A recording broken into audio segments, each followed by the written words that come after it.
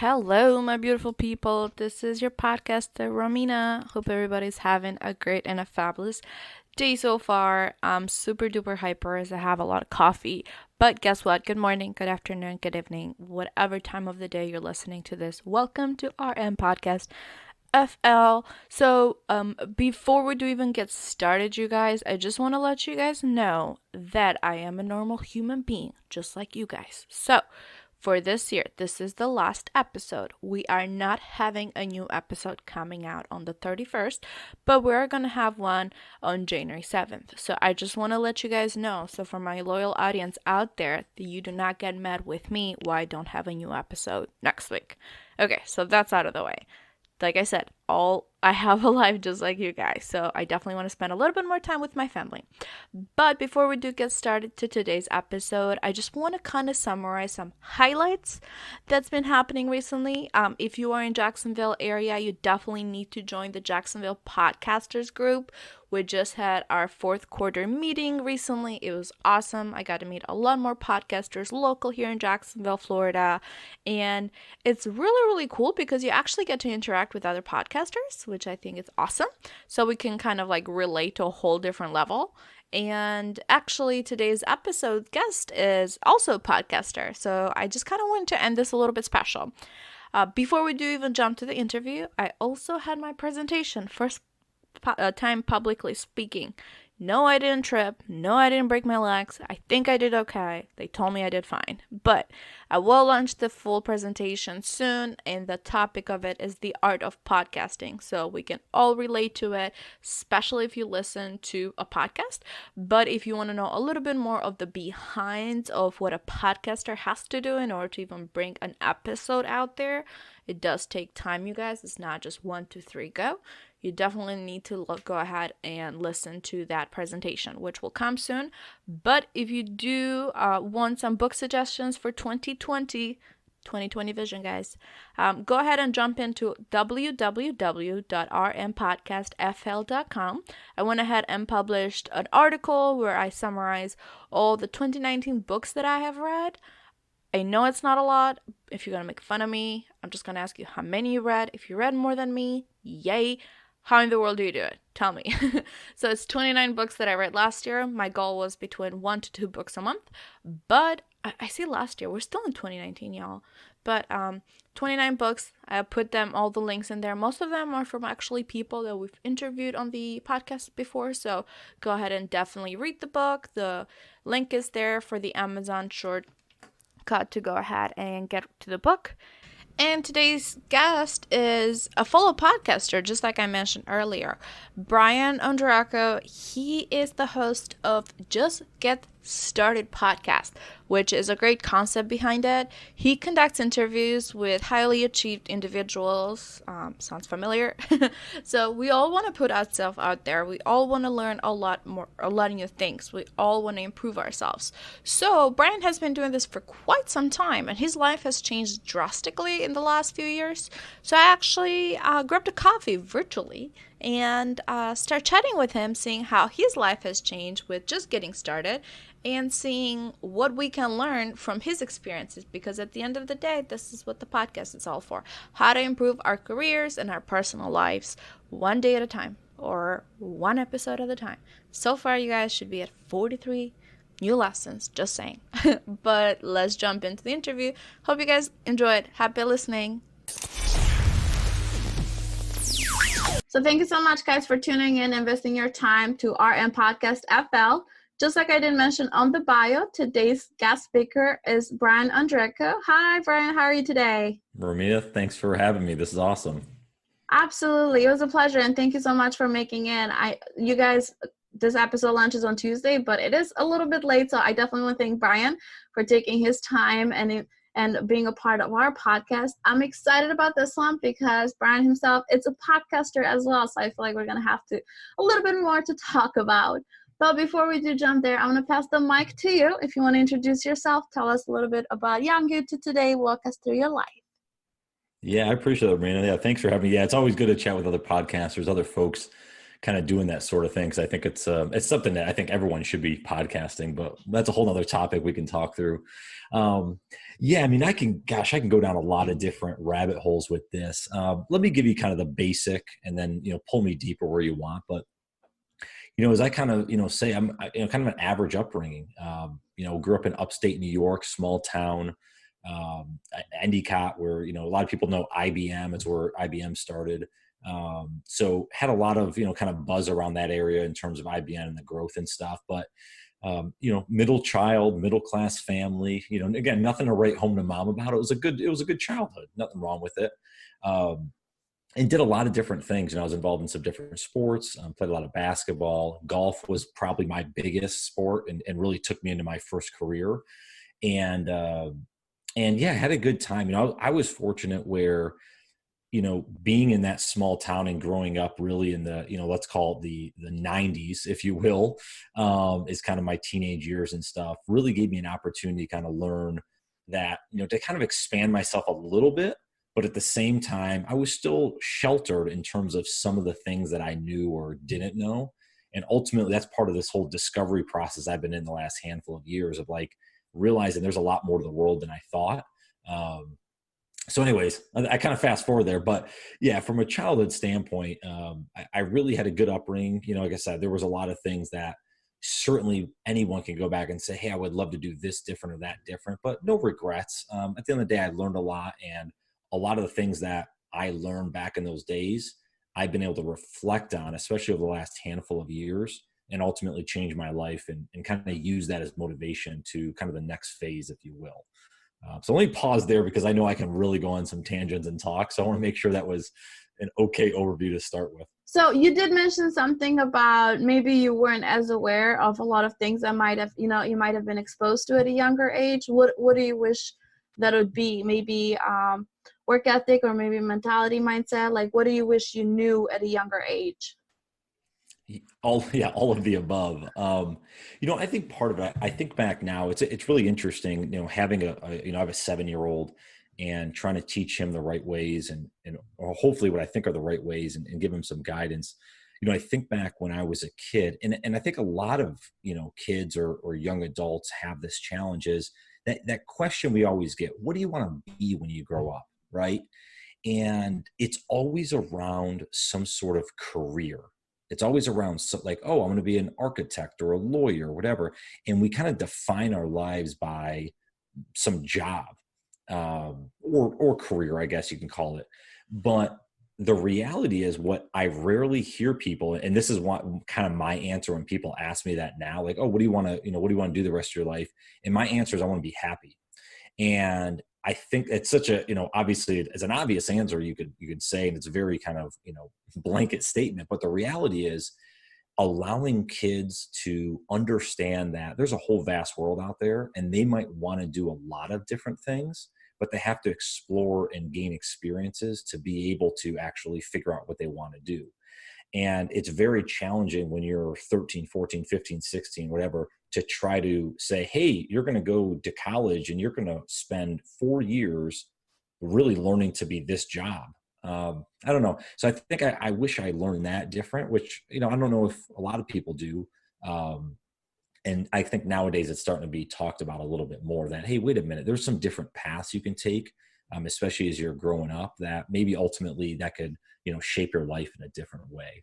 So that would be probably the biggest thing, is just kind of an understanding that I didn't have to get a job right out of school, or I didn't have to have a quote unquote career.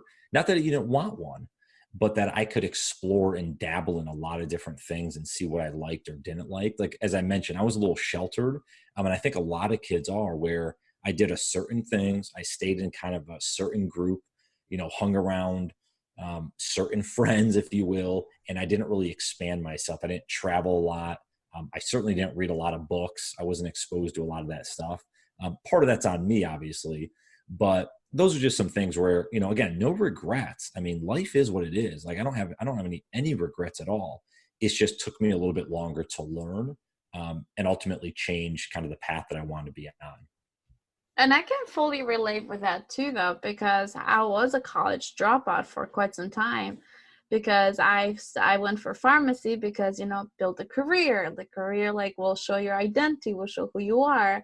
And parents know the best, so they convinced me that pharmacy was the best way to go.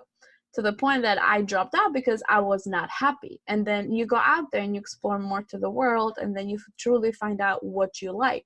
So I feel like because you went through that, you would have a better way to interact with your child and guide him to the right steps. Yeah, you're absolutely right. And one of the things I'll touch on is like, this is just one point I talk about, but like we have, and no offense to this role, but like guidance counselors, right? I had one in high school, and every high school probably has one, a guidance counselor. Well, they're giving you guidance and they've never experienced that career at all. So if you come to them and say, yeah, I want to go to this school because I want to be a pharmacist, or I want to be an architect, or I want to be, whatever, what is their guidance? That just sounds, instead of talking to a mentor, someone that's been doing that for 20 years and giving you the ins and outs. So I think there's a different way to gain experiences. Part of that, like I would encourage someone that's, maybe listening and maybe they're younger and they're like, yeah, I want to go to school to be, fill in the blank. Go audit that person, someone in your town that does that job for a weekend, or hang out with them for a day, or try to get in a couple conversations, see what they actually go through. What do they like, what they don't like, at least to get a little more perspective versus just saying, hey, this will be cool, I want to do that. Because I think a lot of people won't sign up for the career that they ended up signing up for. And that's why most people change careers. I don't know how many times, there's some stat out there that's a handful of times most people change careers, but that's the reason. So now you're invested, whatever, 20, 40, $100,000 plus. We won't go into, I can go on a tangent about education system, but you're spending a lot of money on a college education, and really, what do you get out of it?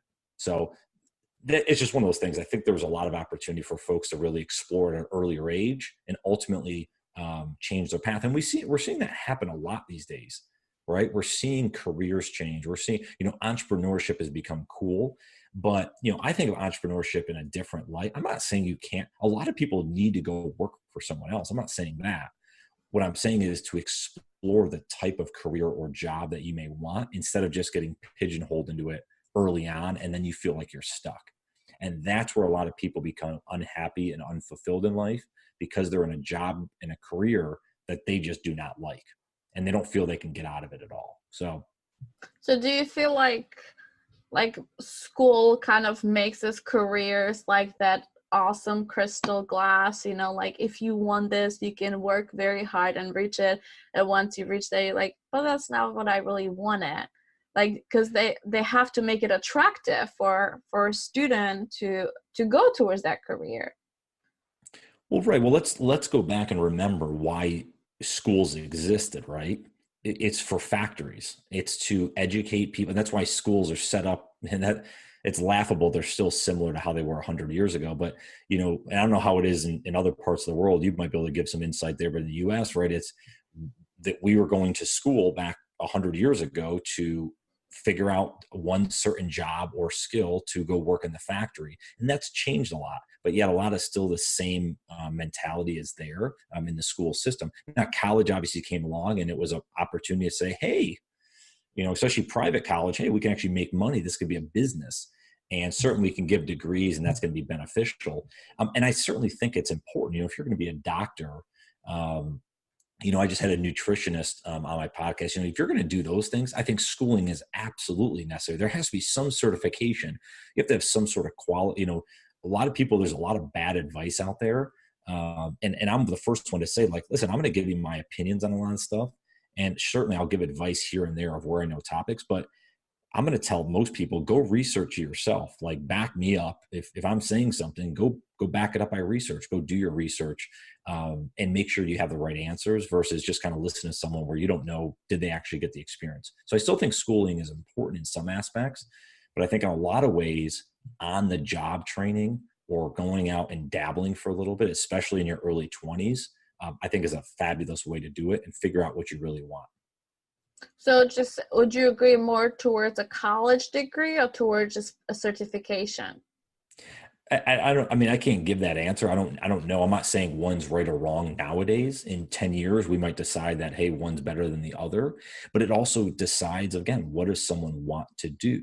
So if you just go through, schooling, let's say formal education of high school or what have you, and you just kind of go with the motion, say, I'm going to go get a business degree. Okay, that's fine. Well, then how are you going to know what type of business? Like, are you going to go into sales? Are you going to go into, business operations? Are you going to go maybe it's a management? Like, what are you going to go into? Well, you have to test the waters. And again, part of this is we're hurting the students because we don't have these programs. Like, they barely teach sales. I've been in software sales for a lot of years, and I've learned that on the job, and I've learned that, figured it out myself, how to be successful in that role.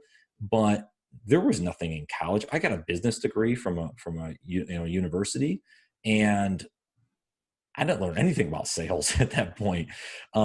Which And sales is only, like super, super important when it comes to business operations.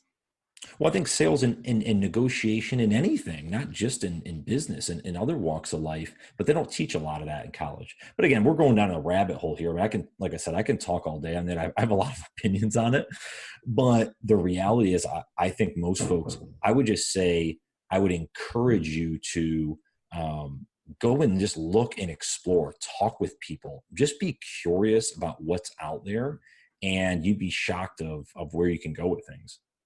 So I've said this before when it comes to sales, and I'll keep saying it. Before you do get a college degree, or you do decide for your life degree or your life major, whatever direction you want your career to take you to, you have to work sales at least 1 year, because it helps you grow so much more as a person, your social skills, your emotional intelligence, so much more. Would you agree with that? Would you say that sales just helps you get, like, as an individual, get to the next level and change your thinking? Getting into sales will teach you very quickly if you want to stay in sales. That's one thing. But yeah, yeah, I would agree with that. I think it gives you a chance. Like when you're calling people out of the blue, it helps with rejection. It helps crafting, the right messaging, understanding kind of value proposition. I think the keys that gets pushed on the list that has helped me be successful is time management and prioritization, because you can spend a lot of day being busy, but you're not actually getting work done. So I think being able to manage your time properly, be able to understand what's important, what's not, can really help you get to the next level. So yeah, you can learn that a lot in sales, especially if you have a lot of balls in the air, because if you're on the both ends of the spectrum, you're trying to build pipeline, trying to bring in kind of those newer prospects or clients or what have you on an early stage versus kind of closing business and trying to bring in new partners and trying to start those partnerships off on the right foot. You got to work on all ends of the spectrum. So I think, yeah, sales is valuable, and it's not for everyone, but just like most careers aren't for everyone, but it's something where you can try out and see if you like. And the people that love it, stay in it for a long time. That's so true, though, because once, like, sales is injected in you, and once you really like it, you will be that path for quite some years. I Well, can fully agree with and that. this is actually interesting. This is an interesting tangent to go on, but um, when I was so just as an aside, right? So I was in the golf industry. I went to college actually to get a business degree and have a background in professional golf management. So folks listening that play golf, they may recognize the PGA, the Professional Golf Association. It's a PGA of America. I was a member of. Was certified, taught golf and the business side of the house, if you will. So I was, running some practice facilities for a few years. I ran my own teaching business here in North Carolina for about 5 or 6 years. And I transitioned out of that for a variety of reasons. But when I transitioned out of that and I was going to go into kind of like sales and stuff, and when I got my first sales job, I remember so I worked, my brother had a web development company. I kind of worked for him for about a year or two as I was transitioning out. And when I ended up leaving there to say, all right, I'm going to go get a job away from working for my brother and kind of something like the big corporate job, if you will. Uh, I actually had the reaction of probably most people, like, I was thinking, do I want to get into marketing? Do I want to do other things? Was like, sales, it has such a bad rap. It's like, you think of like the old car salesmen and stuff like that. And it could have been farther from the truth. I mean, there's still a lot of bad sales reps out there. I mean, I'll go on record saying that. I think the majority of sales reps are bad, but I think that's the training that they get in terms of what's right. And if you get around the right people, and I've been fortunate to have some great mentors from a sales standpoint in my career, it's kind of helped me kind of be in a different direction in that standpoint. But yeah, I had that notion of like, oh my God, sales, do I really want to do sales? But once I got into it, I fell in love with it. I just kind of had a natural knack, I guess, for it. People tend to be hesitant when it comes to sales though. Like, I've worked car sales, I've worked door-to-door sales, I work inside sales. Like, I've worked sales for the last 6 years pretty much. And unfortunately, they do tend to get the negative reputation because, like you did mention earlier, maybe the companies don't hire the right people and not the right training. Because and this does happen, especially in corporate America, because they need so many salespeople. They don't find the right people. They don't look at the long term. They just need to fulfill their leads to be completed, to be contacted, to be and I'm sure you went through that, and you've seen that yourself too. Right. And listen, I'm not going to give a pass. At the end of the day, sometimes, the opinions or the thoughts aren't always well received because, people take them a different way, but let's put it on the people, right? You have to go out. I mean, I look at this myself in the mirror. I certainly have failed at a lot of things and made a lot of mistakes. I've done that in sales as well, but learning where those mistakes were and learning where kind of I could have done better, and then actually trying to do better and educating myself and practicing and role play and all that stuff has helped me get to a next level. So one of the things I would encourage people that are in sales is don't just take it for granted and show up and get your paycheck. Like, you have to actually put in the time. If you spend time at a proper company and the top earners, the top sales professionals, they are some very sharp individuals. They're all different in their own light, but they're extremely sharp because they have put the reps in. It's like going to the gym and doing bench presses day after day. You're going to build up strength, in the chest and back and all that, and, upper body, versus saying, oh yeah, I'll go once every few weeks. Well, you're going to get the same results. So you have to kind of look at it in that light, is that you got to put the reps in. And ultimately, when you do that, you can reap the benefits of a successful sales career, most likely. I mean, absolutely. Practice makes perfect, right? Yeah, practice does well. And, perfect practice makes perfect, I guess. That is very true. It goes, and again, this is actually, if you don't mind, I know we're getting on a sales topic here, but it's something I'm passionate about. I see this a lot, with the company I'm at and some of the newer, sales reps and sales development reps that come in, is if they don't get the proper training, if they're told to use, whether it's certain like email templates or stuff like that, well, now they're guided and they think that's right because they don't know any better. So they think, hey, this is the way this person's showing me how to do it. So I think we have to make sure that you're doing the right things early on. And when you are doing role play, or you are, looking at, hey, I'm going to send emails out, what should they be? They need to be at least somewhat correct. I did for anyone in sales that wants to listen, you can go look this up. My Just Get Started podcast, I have these one mic sessions. They're really like rant sessions, but I have a couple that I'll be doing going forward, but I have one around sales that's called, Selling Like a Human. And it's basically kind of my 3 H's. So that's something someone can check out if they want, is if they're getting into sales or in sales and kind of struggling, it talks about just some acronym, the 3 H's, if you will, of, being humble, being honest, and being human. And being those 3 things, ultimately, you don't have to know a lot. You just have to know how to do those 3 really good, and that could lead you in the right direction from a sales standpoint. So, sorry, that was a poor plug for the podcast, but it's actually. I actually like that. I like that because this is a discussion that I recently had with one of my very good friends when it comes to sales. Because yes, the salespeople do get the bad reputation because they might be commission only, they might be commission or hourly, depending on however your company have set that up, or the work environment that you work at. But a lot of people forget to be humble and forget to be human and honest. Like, that's one rule that I at least have, that is that in every sale that I make, I treat somebody how I would like to be treated, or my family to be treated. And I'm always ethical. Like, yes, at the end of the day, I'm not gonna lie to you about what you're getting. I'm not gonna lie, but I'm gonna be very stubborn when it comes to numbers. But I will be human, which a lot of people forget, like tend to forget that about sales. Right. And the human part too, the reason I say human is like, just like you and I are having a conversation, what I see most times, and I recognize this early on, someone actually pointed this out where, um, I'll give you an example. And again, this is a story just as when one of the reasons I started my podcast was that I was told when I was 18, my public speaking teacher was like, Brian, you got great pitch and tone. You should be on radio someday. And like, I had a ton of people would say that about my voice and like good inflection and all that stuff. Well, guess what happened when I got into sales? I got on the phone and I became monotone because like I thought you had to like talk a certain way and whatever, like so like You took the Brian element out of it. I took Brian that most people know and hopefully most people like, or at least know is charismatic and kind of it really again very honest, a lot of integrity. But I'm going to tell it to you straight. I'm very direct. And I took that out because I was like, oh no, I'm in sales. I have to do something a little different. And I did that for a little while and had minor success, but not a lot. It was kind of average.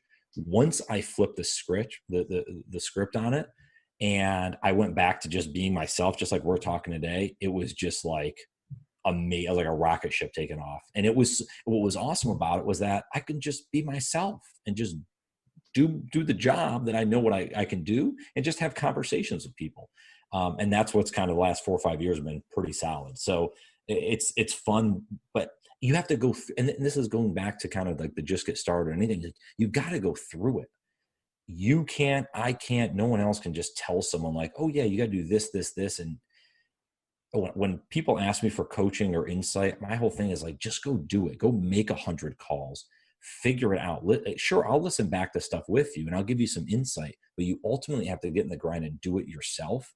And that's been the biggest learning. Going back to kind of my kind of randomness I was talking about growing up and, all the different, the things there, the tangents I went on.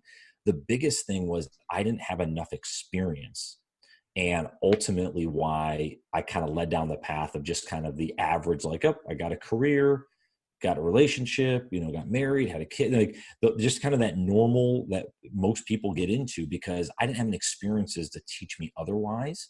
And ultimately that's kind of what led me down that path initially. So it just kind of goes back. I'm so big on experiences nowadays. You got to try, you got to test, you got to taste, and you got to see what's out there because life's too short. I mean, there's so many opportunities and new things that you can learn and the opportunities that it creates, right? You and I would have never met if you didn't take the chance to start a podcast, if I didn't take the chance to start a podcast probably, and then we met through kind of the grouping there with the pod, like you don't know.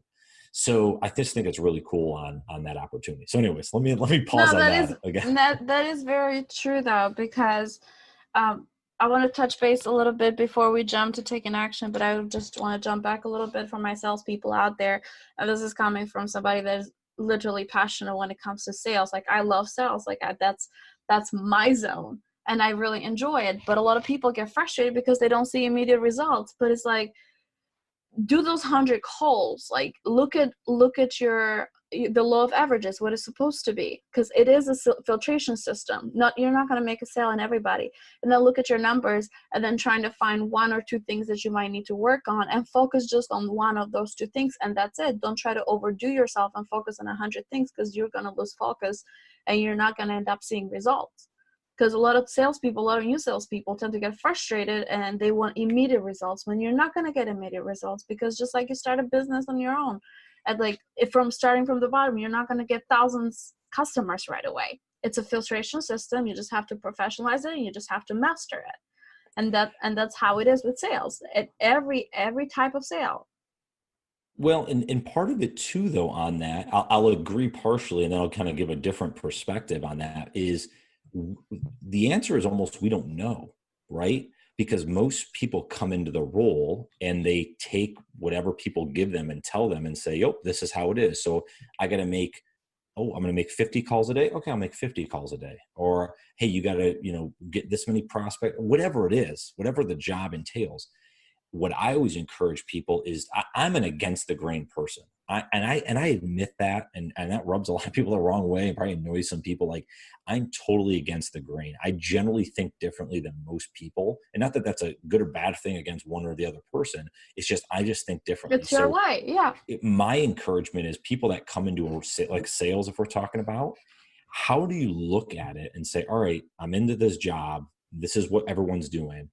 How do I take a different approach and spin on it? Let me try something totally different. Now, this is also part of the observing.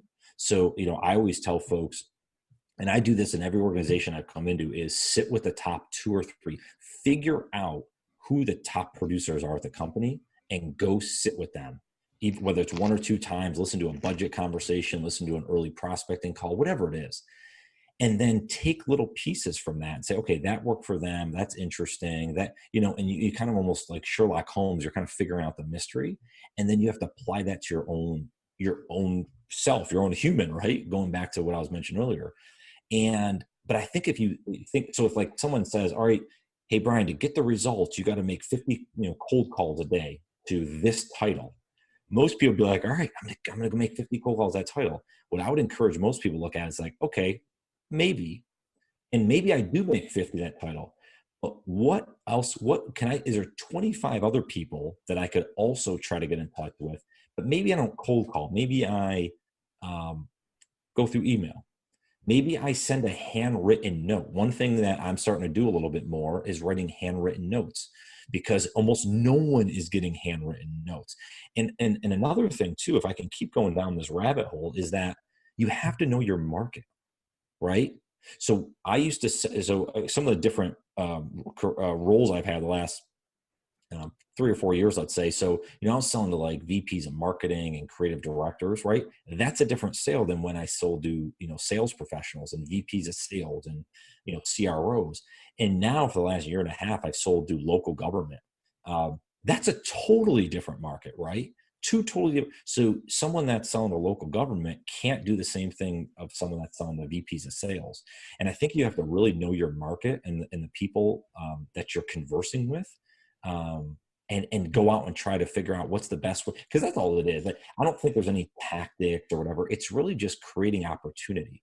If I'm talking to someone, I know that my product can help them and make their life easier or better or whatever, whatever it is for them. And if I can't, I'm not going to try to sell you, the snake oil, right? The kind of snake oil salesman thing from yesteryear. If I don't believe I can sell you something, I'm going to tell you to go somewhere else. Yeah. However, if I think that we can really help you and impact your life, I'm going to be extremely persistent, and I'm going to be very direct with you. And again, most people like that and appreciate that. Some that don't, that's fine. Probably not the best people to work with. But I think you just have to understand how to talk with people, get in front of the right people. And it's not always the people that your business says. You may find a different route that's interesting, and ultimately can craft, as you were talking about earlier, is all of it. Yeah, it can start slow, but then it can rapidly grow if you get in the right market.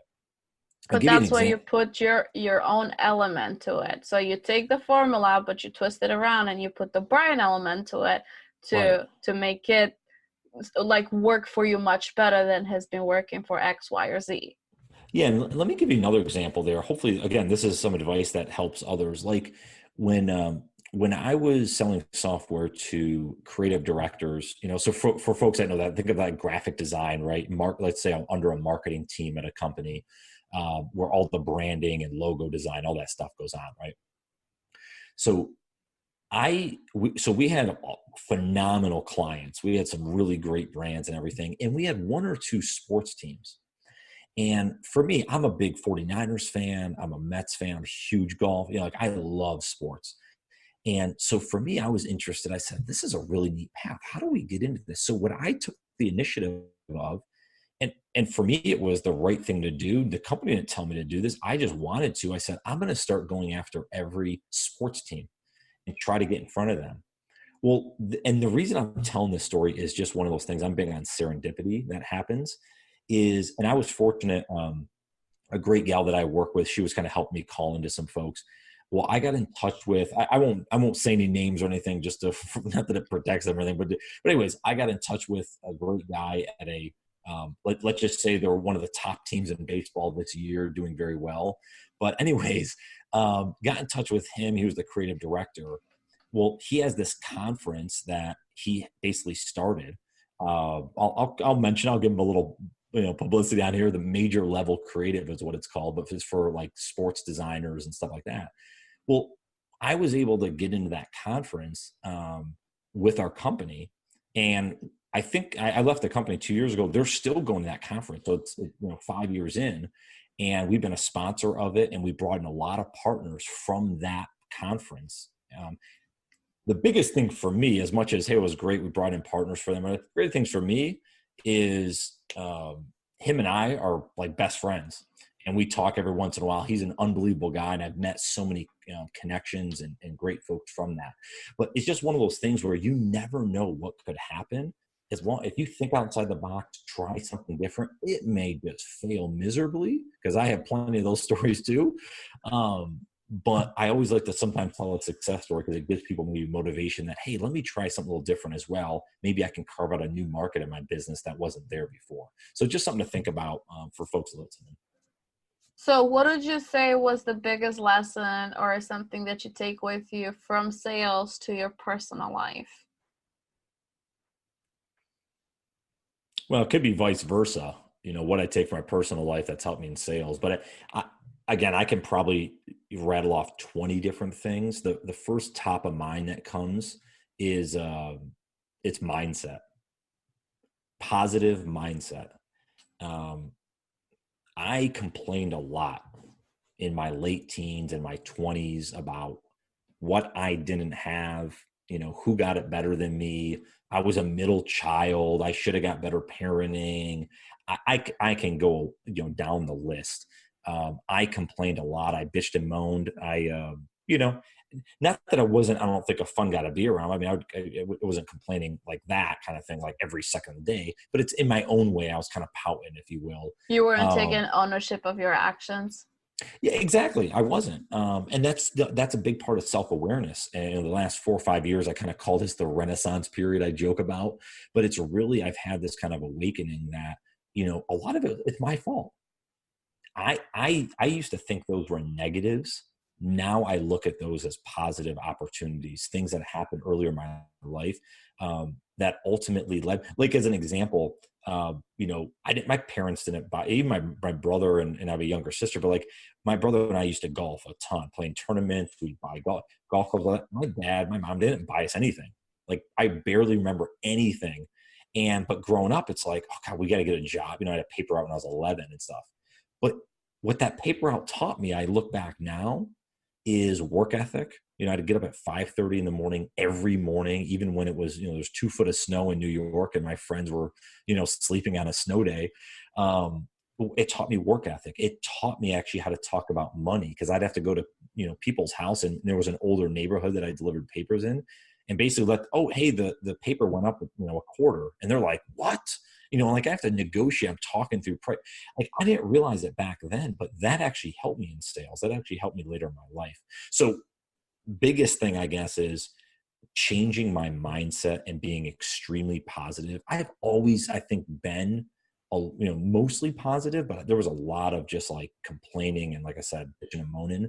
But once I just turned the dial all the way to positive, kind of the 3/4 of the way full glass, it's just been a game changer, because I just have a perspective on life that's so different. Like, I mean, I have so much gratitude for what I have in my life, how lucky I am, how lucky for the people around me and those type of things.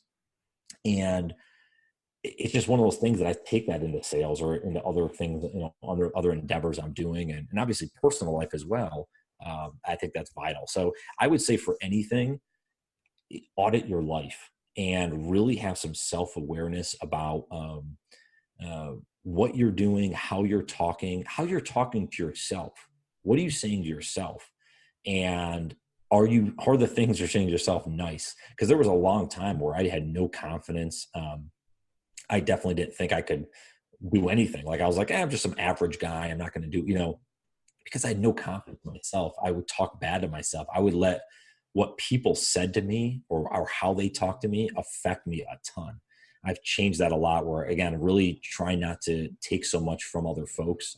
I certainly take advice and insight and stuff, but like, you know, when I'm talking about the judgment type comments, just try not to, I try to let that filter out very quickly. Because again, it doesn't go down the path of positivity, which I'm all about. So that would be the biggest thing. Is Figure that out a how way to be positive. is that how your podcast idea got started too? Yeah, with you know the podcasts, that got another interesting story. So actually, this kind of circles it back together, which is fun. Ironically, so remember I talked about that the conference, major level creative that I went to. Well, Mm-hmm. the first year I went to that, I met a guy named Adam Martin. He has a podcast called Makers of Sport. Really cool guy. He's a cool designer in Kentucky. And anyway, so I was talking to him about podcasts. I'm like, oh man, this is really cool. I loved his podcast. I'm like, hey man, I'm going to start a podcast. I've been thinking about it. And he's like, yeah, man, do it. I'm like, all right, I'm going to do it. Well, a year went by and I saw him at that same conference the next year. And I didn't start a podcast yet. And I kind of had my tail between my legs, but I talked to him again about it and we were whatever. And he, at this point, he's probably like, oh, God, who the hell is this guy like saying he's going to do this and he's not doing it? Well, hey man, I'm going to do it. I'm going to do it this year. I got it set. Like, you know, last year was a lot of excuses type thing, but I got it. Well, what do you think happened? Another year went by. Now I see him the third year and I had not started the podcast. And so this is 2017, summer 2017. And I told him at that time, and actually, you know, I'll name drop Chris, whatever. So Chris Garcia, who I said I wasn't going to say name earlier, who cares? He's an awesome guy. But so Chris is the one that started the conference. So Adam and Chris are standing around and I'm there with them. And I said, Adam, Chris, I'm literally starting the podcast. There's nothing that's going to stop me from doing this. And you guys are both going to be guests on it. And sure enough, we started it and they've both been guests on the podcast. So it's a cool little story, but really what it was, and the reason it's called Just Get Started is because I didn't get started for 2 years and I didn't have confidence in my ability or what, you know, my opinions or what I thought. And I didn't believe in myself. And I think a lot of people out there are just like me, where they have an idea, they have a vision, it doesn't have to be a career. It could be a side hustle. That's what I'm doing with some of this stuff, right? I'm managing my time to do it all, but they're scared to get started because they got judged by their friend or their mom or someone else. And they just don't believe in themselves anymore. So, you know, I'm kind of a testament, hopefully, not like I've done some grandiose things, but I'm just hopefully a testament that, listen, you could do it. You could put yourself out there. And by the way, on the other side of fear of starting something, the opportunity is just tremendous. We can spend a whole hour I talk about gratitude, how thankful I am for all the things that have come out of just doing the podcast, whether it's different learning, mentorship, networking with folks, new friends I've met. It's just been unbelievable. So that's a long story, but that's kind of how the podcast started. That's interesting. So you were just at one point that I just literally need to get started, and that's the name of the podcast too. Well, that's why it's called Just Get Started, because I had thought about doing a variety of things. I was like going to talk about the 49ers. I was going to do like a niche thing. I was going to talk about a variety, like health and fitness, which is huge for me. But I landed on that because as I went forward and I kept thinking about, okay, what's this podcast idea going to be? It was like, wait a minute, I've been saying I'm going to do it for 2 years. I just got to do it. And that's why, you know, Just Get Started happily pop up in my mind. And I did it. But, you know, it's one of those things too, if I could just layer in one other thing, that there's so much stuff out there, right, that you could do. This goes back to what we talk about with childhood and those type of things. I would encourage everyone, as they audit themselves and kind of look at what they like, what they don't like, look at some things in childhood, in your childhood, that was important to you, or things that, you know, you kind of like. Because I think as children, I see this with my son, it's like, you don't worry about all the minutia, right? You just have this imagination, this curiosity. So it's funny, right? When I was I told you about the story, you know, Mr. Hines, who said, hey, Brian, you got great pitch and tone. You should be on radio someday, right? Then I also remember back, and I still love this, is I used to love watching like Regis and Kathy Lee and David Letterman and all of these like interview type shows. I don't know why. I just loved watching them as a kid. And so I started to piece this all together, and I'm like, wait a minute.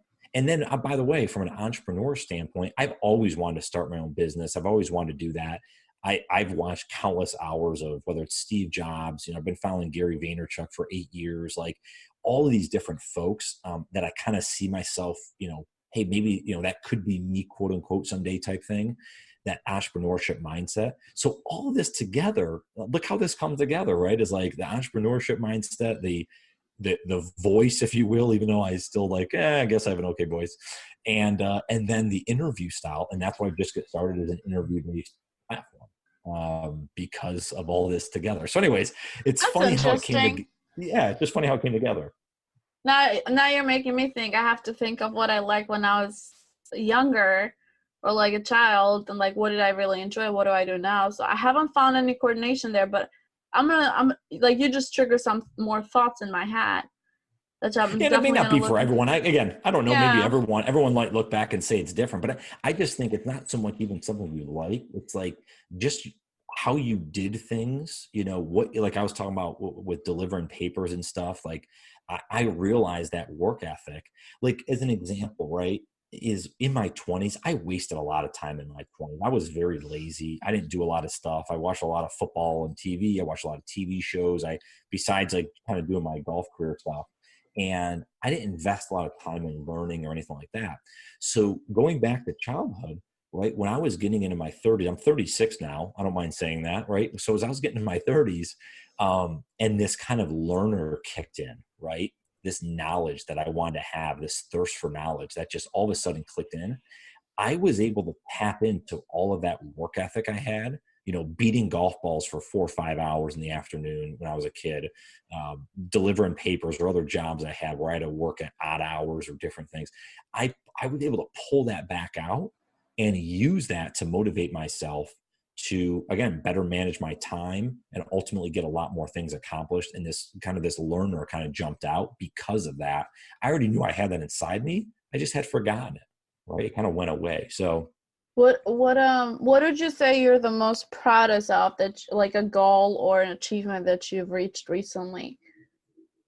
Like when you look back at it, what would you say you're proud or you feel fulfilled in one way or another? Because you've done a lot the last 3 to 4 years. I have. I mean, I'll give a sappy answer, really, and it's kind of actually the right answer. Is I'm just proud when I see my son smiling.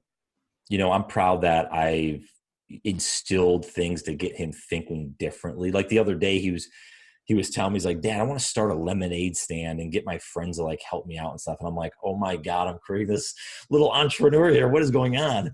Like that just makes me happy. And you could probably see the smile on my face. Like that's really something that's awesome. So, and that's how and that's really one of those things where I'm really big on this fulfillment in life. Like we could all be happy. And I'm not saying people quit their job tomorrow. I'm not preaching any of that jazz. But if you go a 9-to-5 job, even if you like it or don't like it, what could you do after the kids go to bed for a couple hours or maybe an hour or two on the weekend, right? Like even the podcast, I don't know about you, like I probably average about maybe 2 hours a week it takes me to kind of edit it, to do the digital graphics, stuff like that. It's not like it's just, a 24/7 thing. So figure out what you like. It might not be podcasting, but figure out what you like and the things that make you happy and fulfilled in life. And like I said, ultimately kind of go down that path. So yeah, I don't know. I think that would be it. I mean, I one of the things with my podcast, I write on the, I don't know if anyone else does this. I've been okay with goals in the past, but this was the first year that I actually wrote goals on my bathroom mirror. So I have to look at them every single day. And I just checked one off the box. I had 3 written on there. I just checked one off, a big one. It was hitting 75 episodes of my podcast. When I started in 2019, I had, I think 34, 35. And I just hit number 75 here and we're in mid-October. So I'll get well past 80 this year. But my goal is to get to 75. So that was a big, I guess, accomplishment, I guess you can say. That's awesome. Where, this just comes down to consistency. That's all. It's just something I'm passionate about and I just stay consistent with it. And you keep checking that box that, one episode to the next and here we are. So That is awesome though, because as a podcaster myself, I know like it takes grind work and it takes time and it takes dedication in order to make sure the audio and everything, like I'm not saying that I'm the best podcaster out there. I'm way far from that, but just like trying to make the perfect episode that you can, it does take a lot of work, and hitting like 75 episodes, that is a big goal, because a lot of people tend to quit very early on those stages and they don't really get to explore the full experience or get to explore like what connections they can get from the podcasting or how their life can change from it. So Yeah, that is a great milestone. Congratulations on that. That's awesome. thanks. And one of the things too, and again, I use podcasting because I think having this audio form, you can do video, you can, whatever. The documentation is unbelievable nowadays, and I think we actually take it for granted. A lot of people, they'll be on Twitter and they're like bitching about stuff, right? Tweet me, I'm like, yeah, that's a waste of time, right? But like this platform, I mean, imagine this, right? So my grandmother, she was like the number one person in my life. She passed away this past year in 93, and Nana Rowe. And I had the chance a year prior. I just, I never done this, but I sat with her on the phone for 2 hours and I just picked her brain, just curious about her upbringing, some of the tragic thing, like her first husband, tragically died in a car accident when he was like 25. So she had 2 kids. She was in her mid 20s, no job. And he died in a car accident. This is back in the 1940s, right? And I don't know if you can say fortunately or unfortunately, like if that didn't happen, she probably didn't meet my grandfather, and I don't exist. We're not talking today. But anyways, that's an aside. But what I was getting at is, I'll use my son as the example, but 40 years from now, people can listen back to this interview and what we were talking and thinking and what was going on in our lives at this moment, which is really neat. I don't have that luxury with my grandmother or even my parents. And I think that's one of those things where that's why I'm so big on podcasting, is like just documenting what's going on in your life and giving people that window into it. As I always said, like when people ask me, Brian, why do you podcast? The first thing that always comes up is, and again, it goes back to my son, he's just it for me, is I want him to be able to look back. Maybe I get hit by a bus tomorrow, I don't know, that he can look back and he can listen to his dad and say, wow, he did some cool things, or, hey, you know what? He tried something at least. He kind of overcame his fear of, kind of putting himself out there, and he tried it, and he gave his opinions, but he did it in an honest way, and in a very kind of integrity type way, if you will. So anyways, that's more philosophical, but that's the shit I think about. So I don't know. That's so true though, because one episode that I launched a while back, and some of my loyal listeners, I'm sure they've listened to this episode, is writing your own neology. Like, as much as nobody wants to think about that day, you don't know. Tomorrow's not promised. Unfortunately, you don't know what happens tomorrow. So, like, write your own best life speech. What would you like people to remember you as? What would you like people to think about you? Or what would you like what would you like your legacy to be? And once I did that, that's when I'm like, I want to do this and this. I want to influence people, but how do I do it? Where do I find the platform?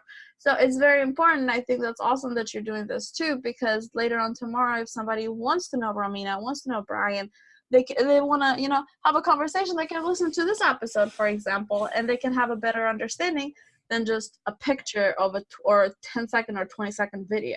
Yeah. And I know what you said, it sounds kind of morbid, but I'm sure a lot of listeners know Gary Vaynerchuk and maybe a foul Gary. I think, again, I love his messaging, and it's changed over the years, but it's so funny. I think it was within the last couple of years when I guess someone pulled him aside and asked him like, hey, I think it was a video he did, like, sure, give me 3 quick words of, how to live. And he's like, you're going to die. Like, that was his advice. And that kind of caught on. It kind of, kind of virality there. Because that's really a lot why I changed 4 or 5 years ago. Cause I said, is this my life? Is this how it's going to be? Am I just settle in this way? Or do I want to try, even if I fail just flat on my face, do I just want to try and kind of make it an epic life? And that's ultimately why I changed my tune on a lot of stuff, using that kind of as my motivation. Like, I say that a lot, kind of, tongue in cheek, like, I can get hit by a bus tomorrow, but I can't. You never I know. don't know. Like, nothing is given. So why not just try to put yourself out there every day, try to do your best. And at the end of the day, do it in a positive way. There's so much negativity in the world. Do it in a positive way. Care about people, help people. And at the end of the day, man, that's a great life in I my mean, mind, at least. and once you've reached that mindset, is really like any negative situation, at least I'll say personally, any negative situation, you don't pay as much energy to it as much as there's an issue, let's fix it, let's move on, there's other better things to look at out there. Like once you change that mindset that something might happen tomorrow, I'm going to try my best today, you get more stuff done, you enjoy life a lot more, you're happier. Yeah. Yep. You're right. And one of the things that helped me out with that kind of as a tool is meditation. About 3 years ago, I came across the Headspace app, which I'm sure a lot of people know about now.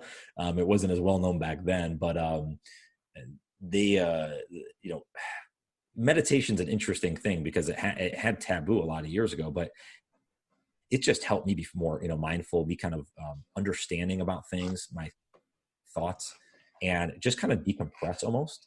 Um, I even use it a lot just to go to sleep at night. I'll put on, and Andy's the voice on there. He's one of the co-founder. He's basically the main voice. But if anyone, I'd download Headspace in a heartbeat. If anyone has ever thought about meditating, they have a couple free like sessions and stuff on there. But I pay honestly, I'll go on record saying I pay the yearly cost for it because I think it's absolutely well worth it.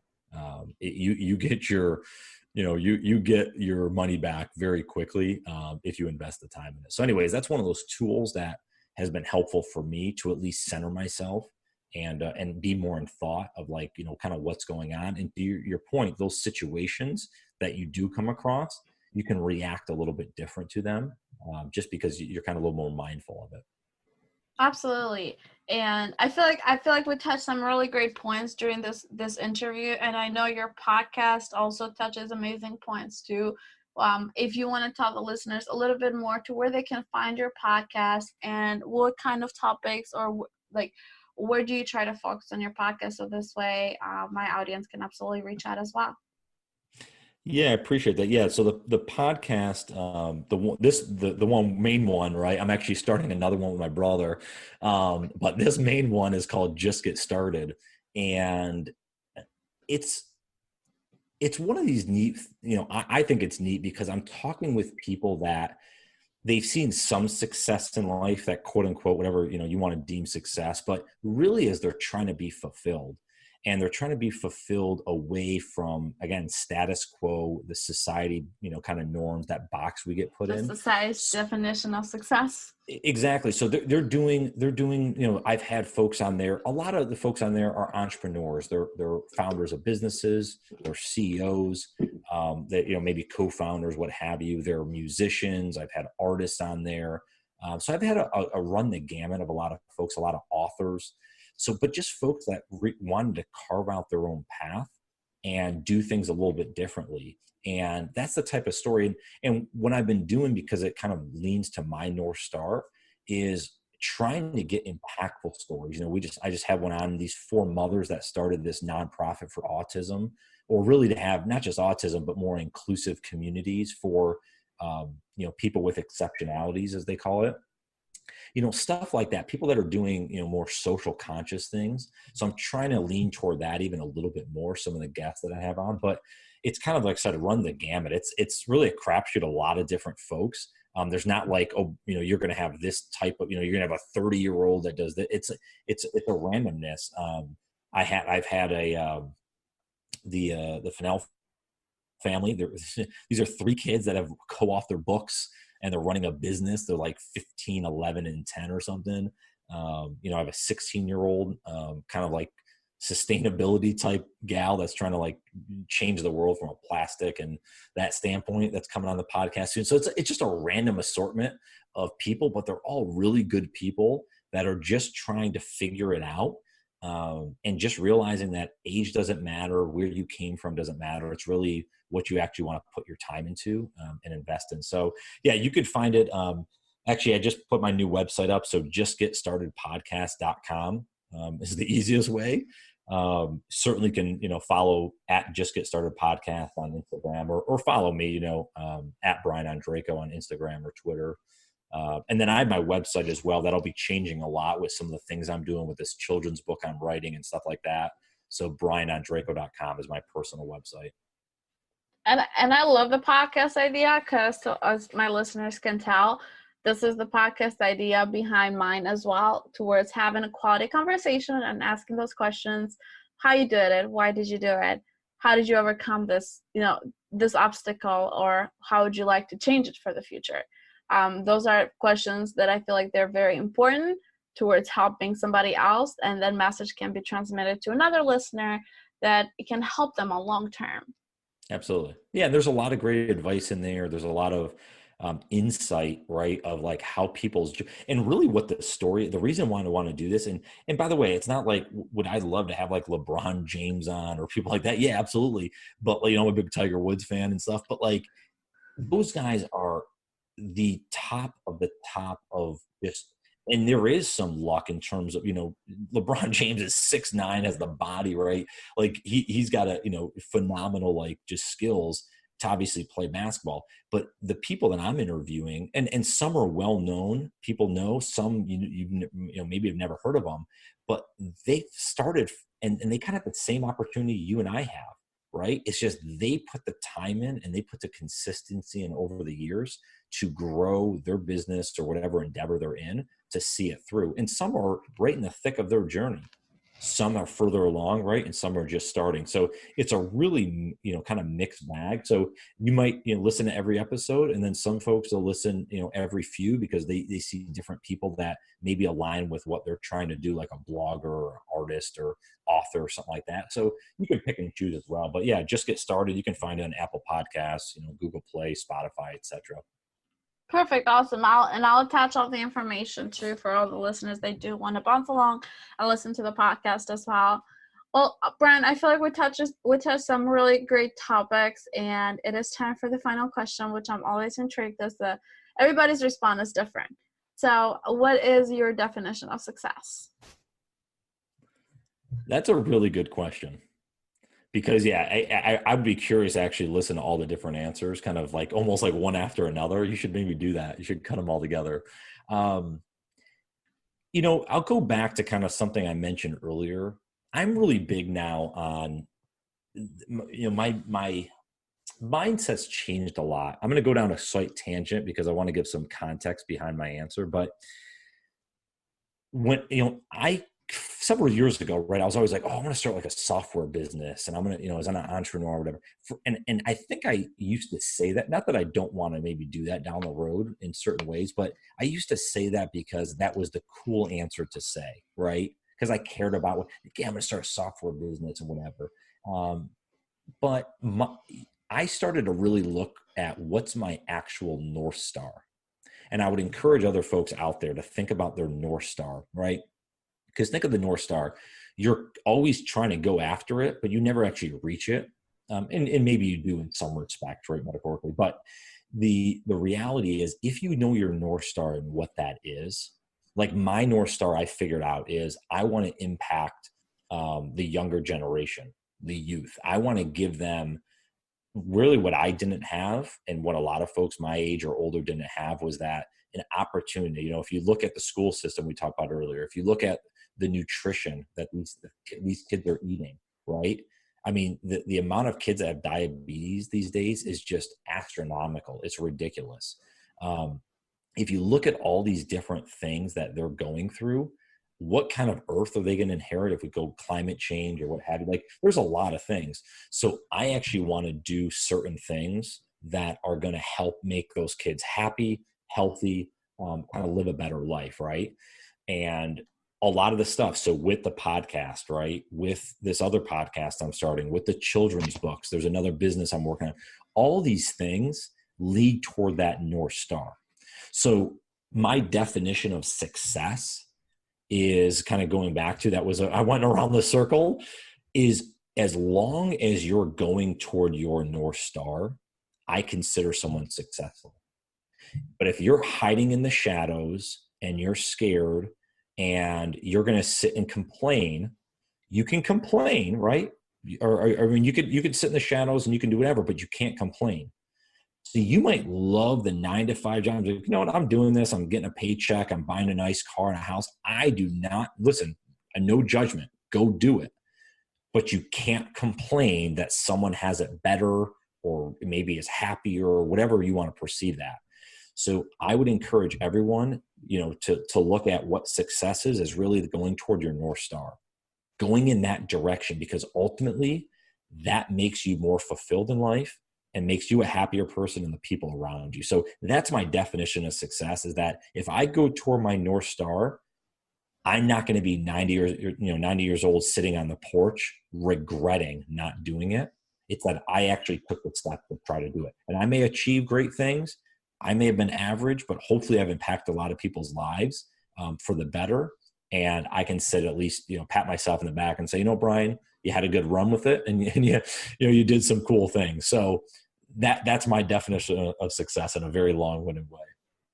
I like it, because not even you're talking about self-fulfillment, but and like self-satisfaction, but you're also taking it out of just what Brian wants. You're also thinking about other people as well. So it's such a self-satisfaction, self-fulfillment, also kind of being not selfish the same way.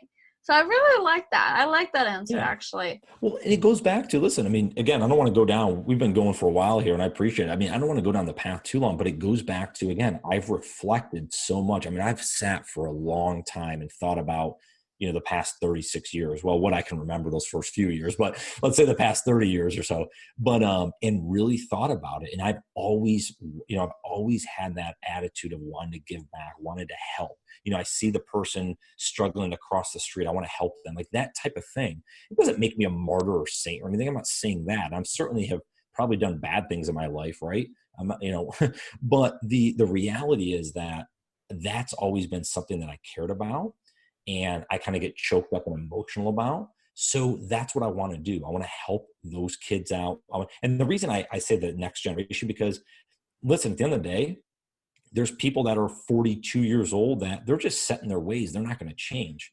So I can certainly it kind of goes back to our sales talk. I can try to sell to people that don't want to be sold to, but I can also try to impact people that don't know that much. And I can give them the right tools to maybe make better decisions, whether it's, again, on nutrition or other stuff or whatever, as they're growing up, things that I wish I had. So that's why it's really a focus on the younger generation, the youth, because I think they're the ones that can actually be impacted the most and make the most change for our world and the next generations to follow. So that's kind of my North Star. And ultimately, like I said, a lot of the decisions I make now go toward that North Star. So if it's something I get asked to do and has nothing to do with that North Star, I say no.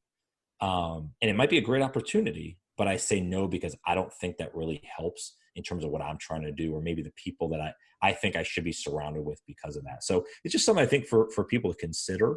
And I think ultimately can help you, because success really is happiness and fulfillment. That's really what it is. It's nothing to do with dollars. It has nothing to do with how big your house is. It's really happiness and fulfillment. And the way that if you look at anyone that's quote unquote happy or fulfilled, what are they doing? They're doing things they love. And ultimately, if what you love is normally your North Star. So anyways, it wraps around. Anyways. No, I love that answer. I love it. And I'm really excited to see your next projects, and I'm really excited to see what you're going to achieve next, because I know the last 3 to 4 years have brought a lot in your plate, a lot of positiveness and a lot of fulfillment. So I'm really excited for you and for what is to be expected next for Brian. And don't forget, guys, you can always follow Brian on his podcast, and I'll attach all the information and the details, absolutely. And for all my listeners out there, if you do want to hear amazing episodes just like this one, do not forget we have them every Tuesday on iTunes, Spotify, Stitchers, YouTube, Podbean, Google Play, and iHeartRadio podcasts. Anything else you want to add, Brian, before we do let it go for the podcast today? For me, this has been an absolute pleasure. I really appreciate you chatting through and listening to all my rants, but I hope at least there's some good takeaways there, and I certainly enjoyed the conversation. So thank you. Absolutely.